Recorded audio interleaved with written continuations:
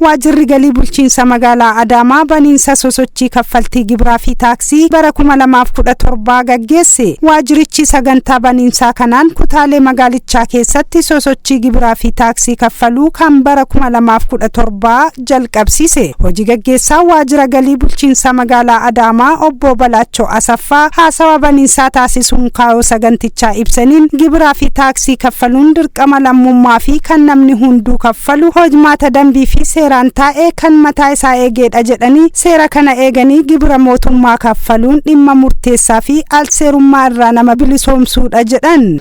Gibiraaf taaksiin tajaajila namni tokko mallaqaan bitatee namni biroo immoo mallaqa kan hin qabne itti fayyadamuu miti. Gibiraaf taaksiin mallaqa dirqamaan kaffalamuudha. Gibiraaf taaksiin labsii dambii hojmaata mataasaa qaba. Gama birootiin akka magaalichaatti hojii galii walitti qabu bara 2016 karoorfataniin qarshii biliyoona 13 walitti qabuuf karoorsanii qarshii biliyoona 7 fi miliyoona 224 ol walitti qabu kan himan obbo Balaachoon hojii fuula duraa keessattis tajaajilamtoonni tajaajila saffisaa argachuuf akka teekinooloojiitti gargaaramanii galii isaan irraa barbaadamu galchan dhaamaniiru. Keessattuu alseerummaarraa qulqulluu taate magaalaa kafalaa gibiraaf taaksii haqa qabeessa ta'e keessatti uumuudhaaf hojiin guddaan hojjetamaaf jira waan ta'eef kun xinxalamee kafaltoota gibiraa keenyan qabamee itti deemamuu qaba dhimma jedhu dabarsuuf.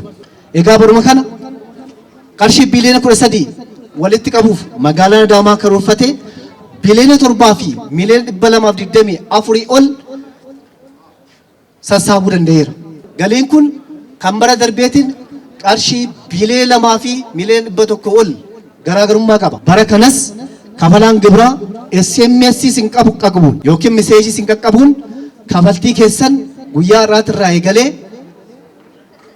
poortaalii teelee birriitiin kafaltii keessan raawwattanii nagahee keessan akka buufattan asumaan ergaa koo dabarsaa. Itti aanaan kantiibaa fi itti gaafatamaan kilaastara diinagdee obbo Mulaatuu Dhiibbaa sagantaa kanarratti argamuun kallattii hojii itti aanuu kennaniin oomishaa fi oomishtummaa dabaluuf galii keenya guddisuun hojii keenya ijoodha kan jedhan. Kanaanis alseerummaa dhabamsiisaa wabii nyaataa mirkaneessuun hojicha kalaqaa fi ogummaan dabalaa karaa qulqullina ariitii fi baay'inaan hojjennee rakkoo hawaasa keenyaa furuu qabnaan kallattii kennan. Qaala'insa jireenyaa uummata keenya dararuu tasgabbeessuudhaaf hojjechaa jirra.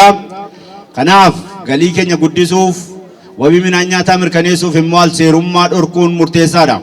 Yaalammii koo isinittan himaa inni jalqabaa seerri hunda keenyaaf wabii keenya. Kanaaf iyyuu rakkoon keessan isinii furree isin daldalaan hundinuu akka daldalatti galtantu eegama. Inni itti aanu kalaqaaf ogummaadha. Industirii babal'isuu, manufaaktcharingii babal'isuudha. Inni arfaffaan immoo mootummaa cimaa uumuudha.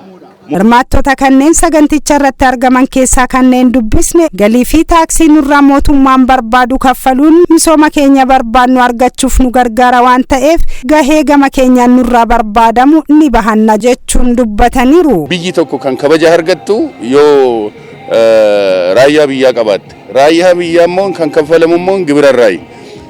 Kanaafuu biyyi kan guddattu yoo mattu yoo gibirri kaffalame. Amma ija keenyaan argaa jirra misoomni hojjetamaa jiru jijjiiramni dhufaa jiru. Kanaafuu ka'umsi isaa eenyumarraa miti gibirarraayi.